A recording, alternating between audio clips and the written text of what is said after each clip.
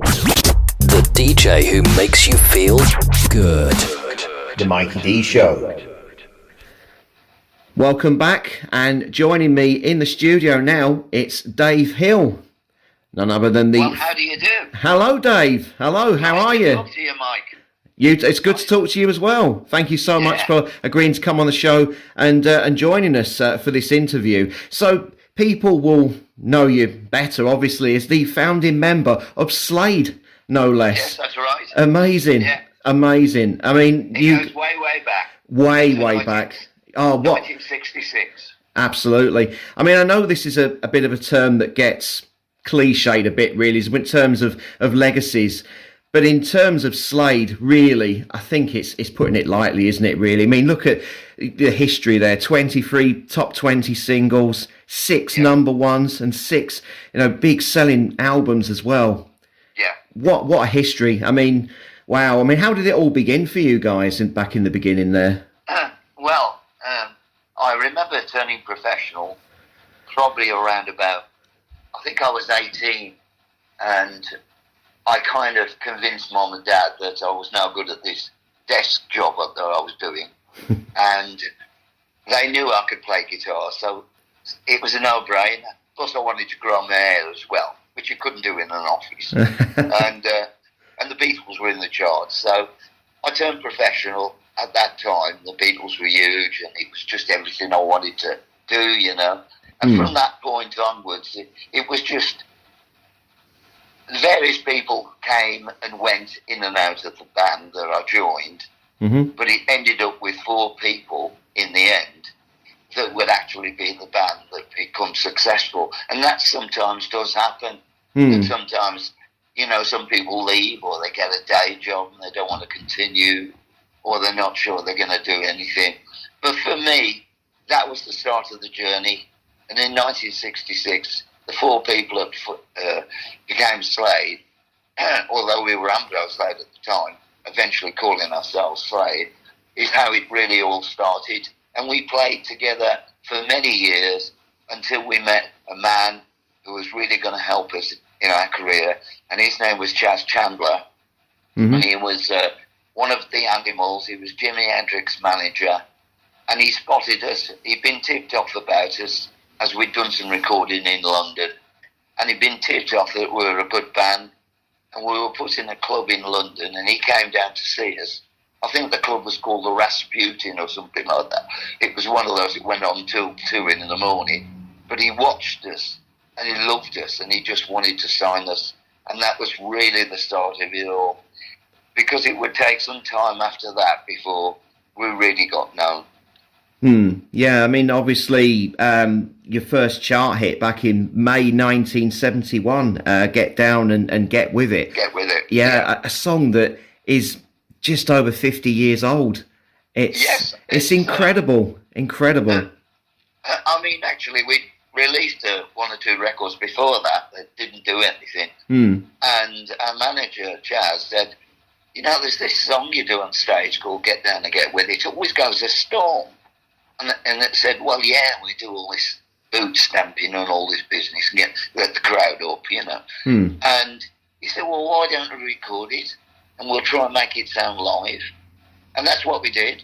Went in the studio, and then when we wanted to do the hooting and hollering and shouting, we started to sort of bang on some wood, to make a sound of people stamping in a room, you see. And that gave it this great atmosphere. And because it's got a bit of a following, we got a bit of a following, it sort of trickled a little bit into the charts. And then we held our breath at one point, because in order for you to get on top of the pops, you've got to be in the top 30. And we were just outside of that. And yes, the one week, I can always remember our faces. We were going into our manager's office, which was up in London, and he said, we've got it, lads. You've just gone in the charts, and now we can get on top of the pops. And that was the start of everything for us. Really was. Definitely. I mean, even when you think that back in those days, there were only 3 TV channels as well. So if you managed to get onto TV, it was a pretty big deal, really, wasn't it, to be honest? Well, not only that, Mike, the most important radio station was BBC Radio 1. Mm-hmm. And airplay on that was gold. Mm-hmm. So Radio 1 playing it and Top of the Pops, you couldn't get any better. The only other shows that were on alternative programs were just little odd shows. Yeah. Because there was ITV, wasn't there, and BBC Two. But there was 1 or 2 other little shows, but nothing that had got the strength and power of Top of the Pops. But having said that, you're quite right. We didn't have millions of channels, so the choices were far less for people. Mm-hmm. And that's probably in many ways was good for us because there weren't many other things to be watching. There wasn't MTV, there wasn't 10 million channels, and there wasn't all those programs, Sky. There was just a few channels and sitcoms and things like that. So Top of the Pops had a devoted audience, which went out on a Thursday. Mm-hmm. And I think it was a family gathering. Yeah. A bit like watching the Morecambe Wives show on Christmas. It was just like there was nothing else. So if you were on that program, you've got to make sure you look good as well. That's the thing. And of course, I was very much into image and clothes and all that. And the band, you know, especially me and Nod, we were always dressing up. And I was always trying to create things that would look interesting on Top of the Pops. Because you have to have a great record, but there's one thing that's really important. You've got to come across well. Yeah. You've got to sell it. And that's what you've got to do on Top of the Pops. That's it. It's always been part of the package, really, hasn't it? Though the whole image of the band as well as the sound, it goes hand in hand. I mean, as well, coming back to Chaz Chandler, and obviously he saw something special in you guys. It goes without saying, and I'll say this now, and I'm pretty sure most of the listeners would agree with me on this one. The one thing that sets Slade aside from most other bands at the time is the whole sound that you had, the energy, and the feel-good factor that you guys had, you know, obviously, and still do to this day. The music still sounds amazing even to this day. I mean, we're not just talking about, Merry Christmas, everybody. No. We're not just talking, I mean, even songs like Come On, Feel the Noise, which even younger generations know that song. It's still been used in TV commercials. It's been used in TV series. You know, coming back to that word again, the legacy. It's going on and on and on.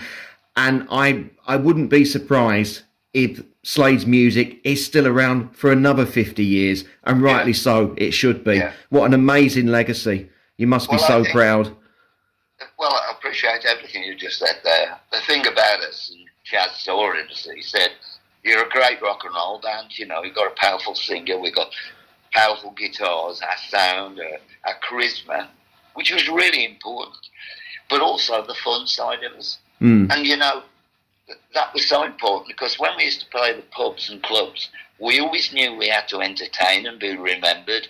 So we got that kind of slightly vaudeville thing about us, you know, that we always thought you go on stage, you wear something and you make an impact, you know. But we were serious musicians as well, so the music has to stand out firmly. And I think Chaz saw that as he saw originality. And he also, one of his things he got us to do was write our own songs. He said, you've learnt all these songs of other people, now start writing your own with those influences. And that's, I mean, I have to get down and get with it. When 'Cause I Love You was written, Chaz was, you know, was one of the first things that really stood out. Chaz just said, he says, fellas, I think you've written your first hit record. In fact, I think you've written your first number one. And he was so right as well. And that zoomed up the charts. You know, and you can imagine, after Get Down and Go With It, you might have thought we'd have brought a rock song. But 'Cause I Love You had this lovely feel about it, violin and all this sort of thing, and boot stamping and shouting and big claps. So it was a very, very commercial song, which then led to obviously much more raucous things later, as you say, like Come and Feel the Noise. But I think the whole package with Slade is we took it seriously, but at the same time, we were never. I don't know. We sort of punched into the air what we were, you know. We were serious, but we were very feet on the ground as well, you know. It wasn't like overly taking ourselves seriously and being some sort of, well, we weren't a prog rock group or anything like that. We were definitely a bunch of guys having a really great time. And I think a lot of bands have been influenced by that. I know Noel Gallagher mentions it very favourably about watching us on telly with his brother. And he was a bit like, he loved it, and he wanted to do that, and he saw us as a bunch of council house kids, which we were, actually doing something in life. And I think that's the impact of the group, because, you know, we're very popular in a lot of countries. Yeah. One in the East Bloc countries and Russia and places like that. And the one thing they love about us is that we're not manufactured. We're real. You know, we're actually the real deal. 4 guys on the stage. And when we play on stage, we sound like our records because that's who we are. Yeah. And I think to be doing this as long, I mean, I've been obviously continuing on anyway, and I'm 76 now. But I mean, I was 18 when I started, so it's a long time. Yeah. And if you don't love it, you lose it, and I love it, you see. So I won't lose it. I just love it.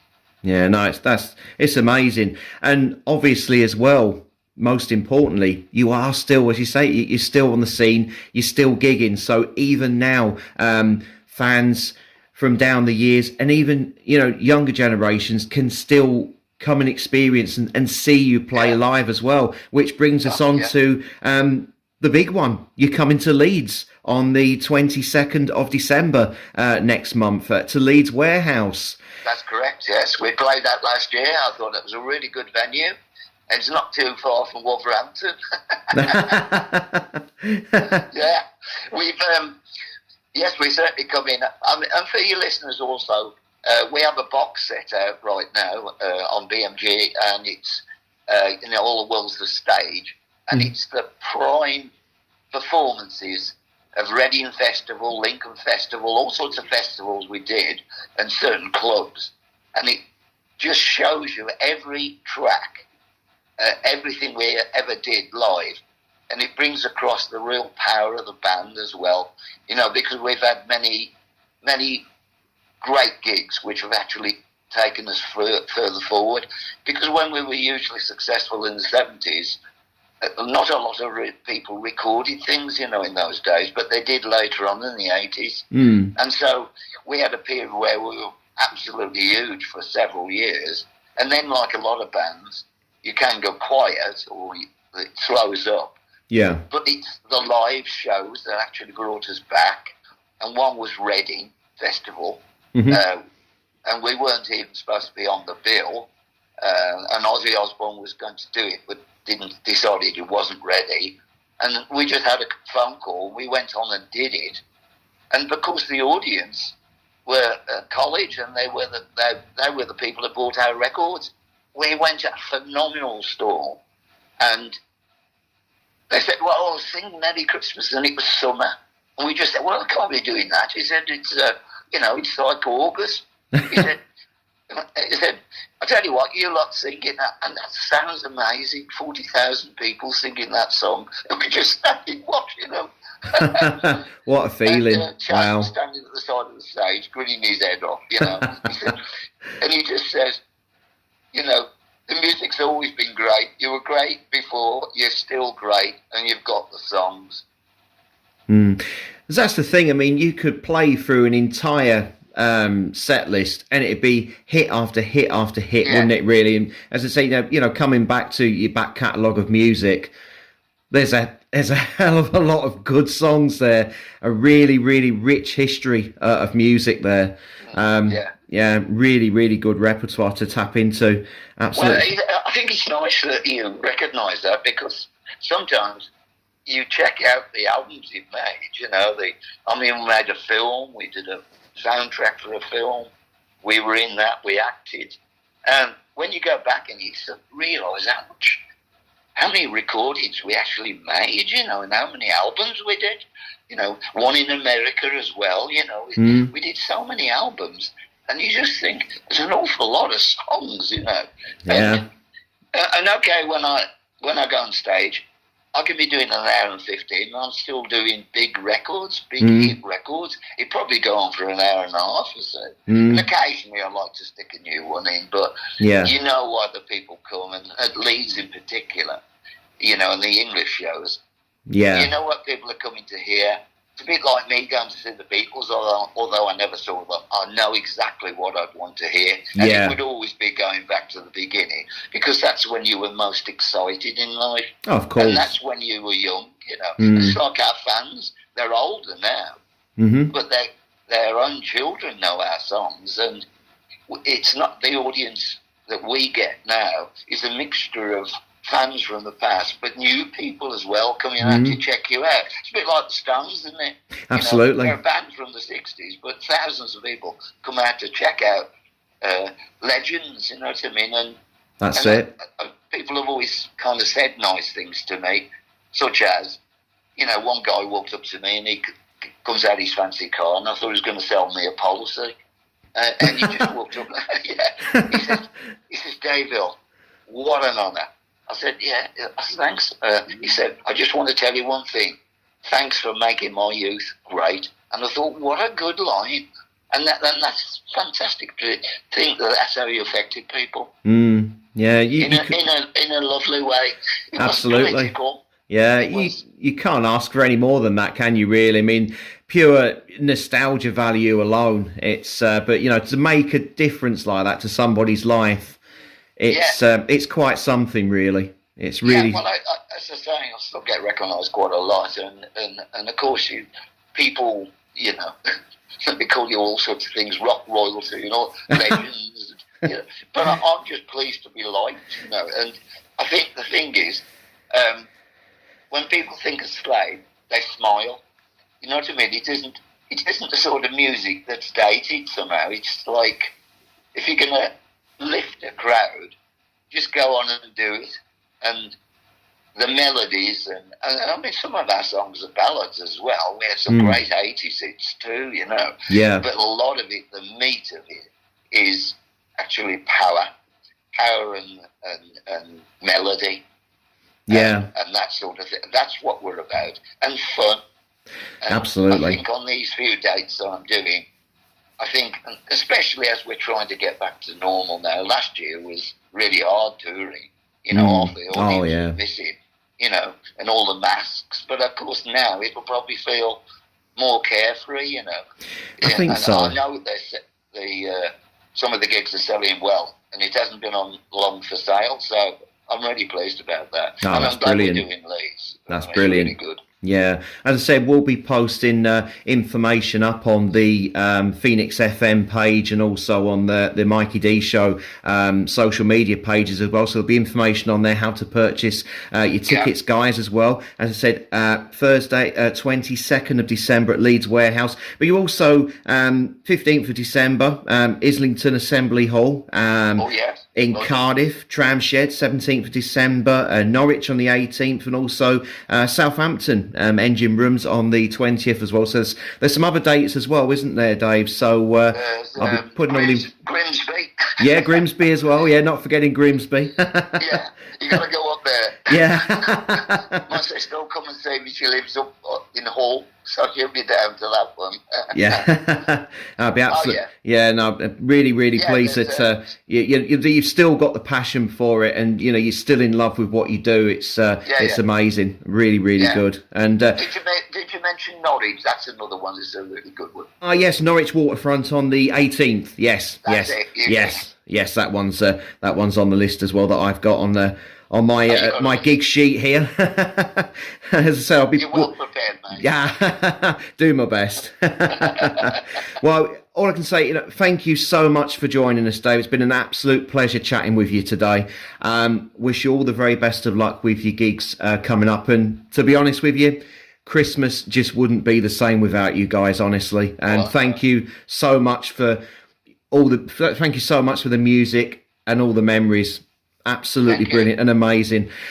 Before you go, Dave, I have just one tiny little favour to ask of you.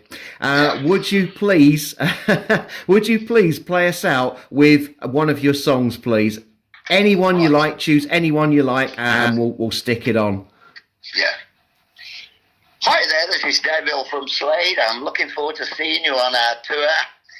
And I know it's Christmas, but there's one song and one thing that'll always be great for you all. Come along and come on, feel the noise. Keep on rocking. Baby, baby, baby!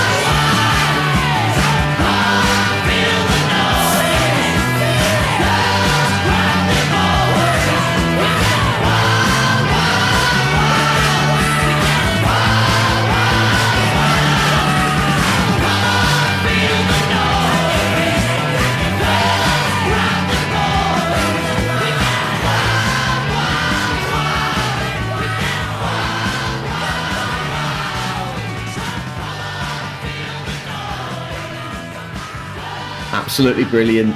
Thank you, Dave. Thank you so much. Amazing. Thank you. Thank you. So I've been going through the archive myself this morning and reminding myself, this is the thing, sometimes you can forget, can't you? You know, when years pass, and then sometimes you'll go back through lists of songs and you think, I haven't heard that in years, and 10, 15 years, and it just brings all the memories just flooding back, doesn't it? Yeah, Yeah. I think that's true. I think people who watch us go, oh, I forgot that one. Oh, that was a good one. Yeah, you're going to get that. Absolutely. Especially when you've had, 6 number ones and then loads of other hits that we've had, But we've got some, as I say, we've got a mixture of stuff. It isn't all just hard rock, but we were quite a melodic group as well. And, but we never messed about it. Even the ballads have a bit of edge in them as well. But as I say, there's so much in it, and it's good to know that that you can start off with a massive record and you can go through your show and end up with another massive record, and it will well. Yeah. In this case, it'll be the Christmas song because nobody can follow that one. But it's funny with the Christmas song. We just thought it was a good idea. We never realised what would really happen to that song. We just thought, we got this idea. Yeah. Do a Christmas song. Because nobody wrote Christmas songs, and especially a rock one, And we hadn't got a clue. Although in 1973, I think we were the top band for 2 years. So I think it was all about timing. I think when that record came out, there were a lot of strikes and a lot of ups and downs in our country, power cuts, and I think that song lifted the nation. And it was, if you listen to the song, it's just what people do at Christmas, isn't it? That's it, yeah. What they do, what everybody does and what they're waiting for. And the lyrics, I think, are really great. It's a great song. It's a great song. Oh, yeah, it's truly timeless. I mean, wow, I mean, even memories of being a child and going to my grandmother's on Christmas Day, and that'd be one of the first ones she'd put on, that, and Wizard and Mud and bands like that. All of those Christmas songs, all of those Christmas classics that, obviously still around to this day. Every single year they come back and say, Christmas, it just wouldn't be complete without you guys, honestly, it wouldn't. No. There's an interesting story, actually. I read something online about about Merry Christmas, Everybody, that apparently you recorded the song in New York on a sunny afternoon. Is that true? Yeah. Well, the story is, John Lennon was in the studio, right? And he decided he didn't want the time. And Chaz said, "Oh, that Christmas song you want to record?" He said, "Why don't we go and put it down? Because we haven't got anything to do." So we thought, "Oh yeah, John Lennon, he says he doesn't want the time." So we went in, and I think there was an organ in the studio, which actually we used, and it belonged to John Lennon. But if you listen to the record at the beginning, you can hear this organ-y sound, like almost that Christmassy feel of a Hammond organ or something, Yeah. And it was in the studio. Anyway, we went in, and we didn't really know the song that well, so we started rehearsing for a day. Mm-hmm. And the chords and all the bits, and it just came natural to do it, but of course it was boiling hot outside. So when we started to get to grips with it and get the guitars down and started singing it, we always go into a corridor to sing backing vocals, So we went out into a foyer, and this studio was in a really tall, one of these mega tall office blocks in New York, And outside it was 100 degrees, So we were standing outside, 3 of us. And you imagine with Nod's voice and our voice and all shouting Christmas. And we were singing there, and the people were coming to work about 9:30, 10 o'clock, because we thought we'd get in there before they came in. But they came in, and the Americans were coming in going, "My God, what the hell are these guys? Some crazy guys singing about Christmas. Do you realise, man? It's 100 degrees outside." We're going, yeah, we know. You're English? Yeah, I thought so. That explains everything. You're English. Let them crack on. I thought so. Oh, that's so funny. But you know what?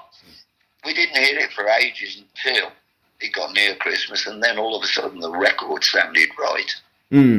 Right. You know what I mean? Try to imagine being Christmas at August. It's not quite right, is it? You know. No. But a bit of snow, a bit of tinsel, and then suddenly the radio took it on, and it flew.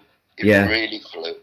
I think it was, you know, when something with a great idea that comes out at the right time, and I think that song says it all. Definitely. And I think, as you said as well, at the time in 1973, where, you know, you were at a real height, weren't you, to be honest with you? And the song, it came out at exactly the right time, almost like it's the cherry on the cake, really, isn't it, to be honest? It's the crown jewel. But yeah, as I said, it's what a legacy it's left behind. I mean, it's left behind, it's still with us, isn't it? I mean, still with us for a very, very long time, as I said before. Well, it'll probably still be with us when you start to have children, when you get married or whatever you do. Yeah. I think that's the way it is, you know. People sort of say, yeah, see that man over there, he's the Christmas, and saying to a little kid, and little kid comes up and goes, my mum says you're on the Christmas record.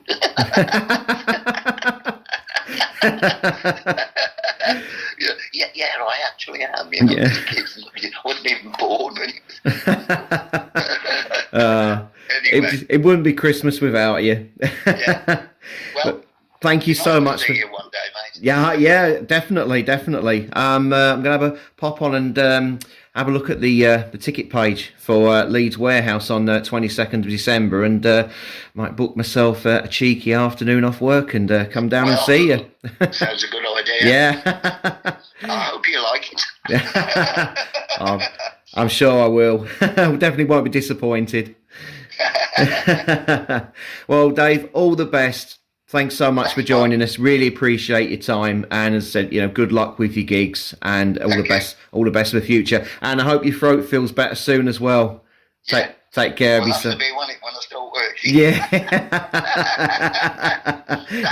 That's self karaoke for a bit. Thanks, Mark. Dave, take care of yourself. Yeah. Look after yourself. You too.